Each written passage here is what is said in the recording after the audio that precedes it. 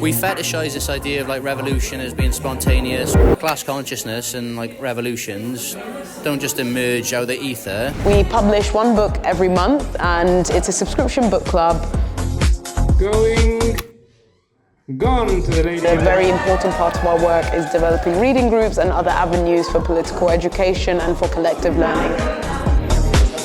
Sorry, when the camera's on me, I just felt self-conscious.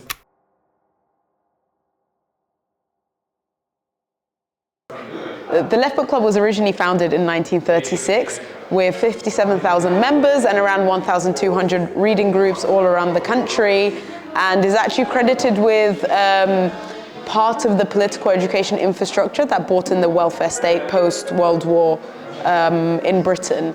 And it stopped functioning in the 40s and was restarted in 2015 and has been running since then. My name's Elif and I'm the curatorial and community manager at the Left Book Club, and most of the work I do with my colleague Melanie Patrick, who is the program manager of the Left Book Club, and we also have colleagues who work on the publishing side of things and also the distribution.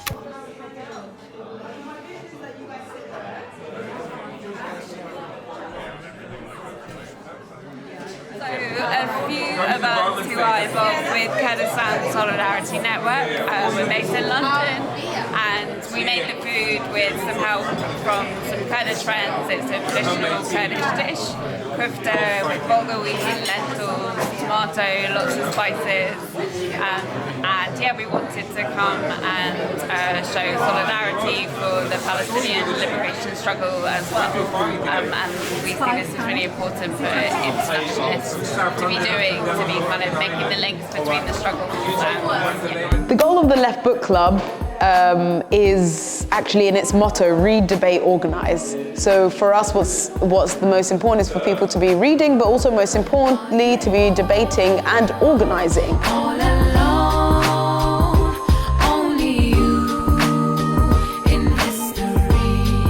So we want to be a place where we can foster connections, where we can foster a place where people can get together, discuss and organise, and the books are a catalyst for that.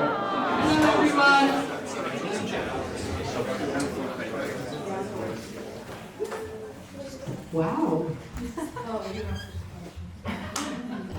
Thank you. Welcome, and thank you very much for coming to, I think, our first proper in-person event, the Left Book Club's first proper in-person event, and first ever Christmas social.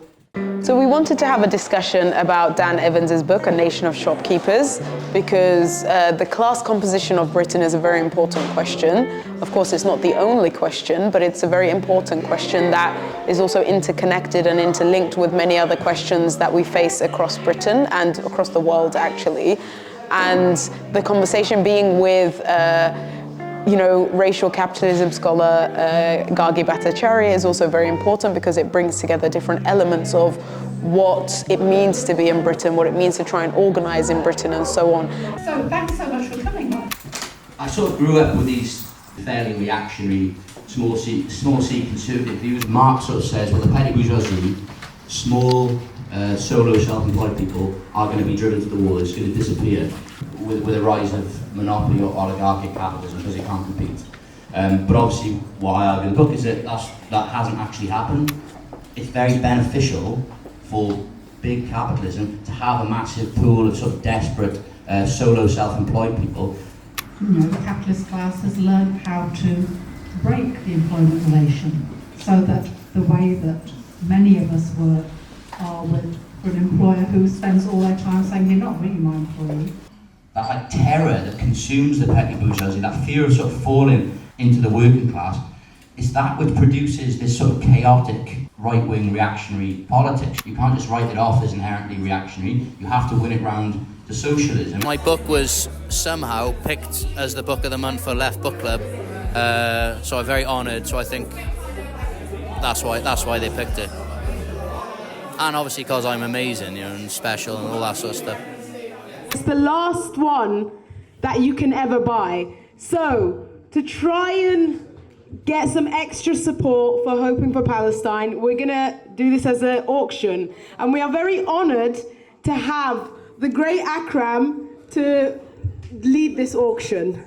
You decide how it starts. Hi everyone, I've never done this before, but I've always wanted to.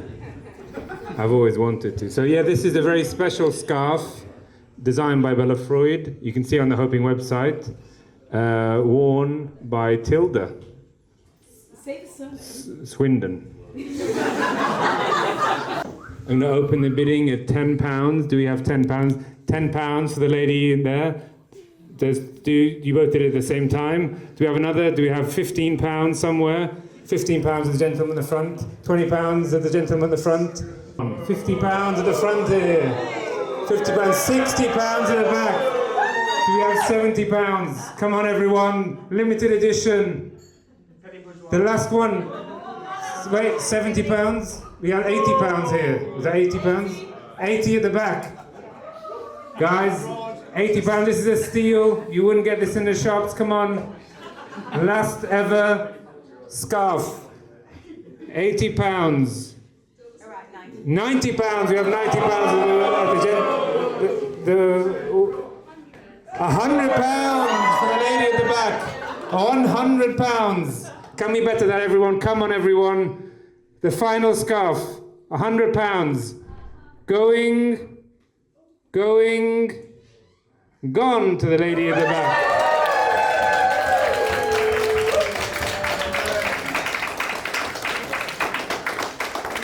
Would the winner like to say anything? Free Palestine, maybe? Free Palestine. Thank you. Okay, now we have the raffle. So, as we started with the Hoping scarf, I'm going to continue. Everything we do is a political choice, right? And I think the way we choose to live, the way we are forced to live, and the way we are forced to interact with our surroundings and our world, they're all political choices. Sometimes we're not aware, so whether we are aware or not. And for us, the Left Book Club can become a place where some of those more community efforts are supported. So this is why a lot of our reading groups around the country are in community spaces, or in local libraries, or in local pubs or cafes, like where people already gather. But what our local members find important to do is to turn some of these gathering spaces into spaces where they can also have discussions about matters that directly affect them most of the time, but also sometimes issues that don't directly affect them but are still very important worldly issues.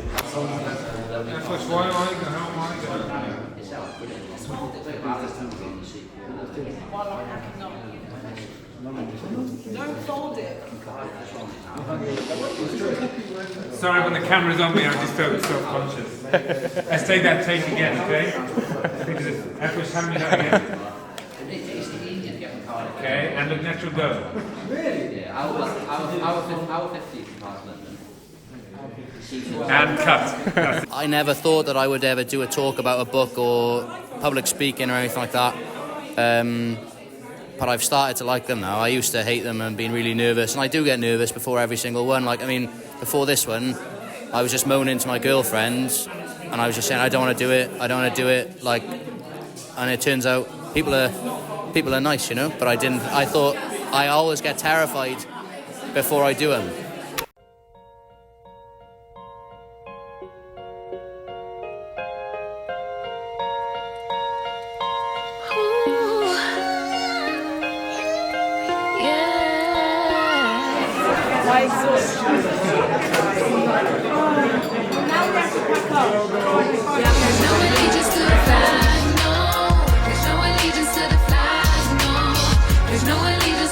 Yeah, so I think we fetishize this idea of revolution as being spontaneous, or this is going to happen, that's going to happen. So what I think is that class consciousness and revolutions don't just emerge out of the ether. They take a lot of slow building, talking to people in the community, organising, and these events are, I think, really important in that, bringing people together and coming offline, coming off Twitter and speaking to each other, because you realise most people are really sound. Most people, you can build relationships with people, and then from there you can start building alliances with people, can't you?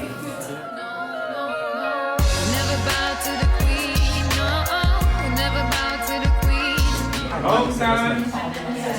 Go to your home. Keep your loved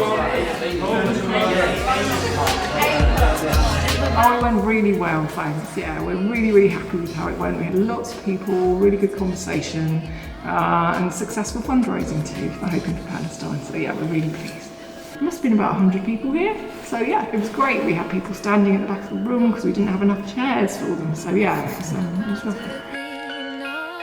We'll definitely do more. I think maybe one in the spring would be good. So I think we'll probably think about what we're going to do for that, and then hopefully work with another great author and try and get an event around that. And then, yeah.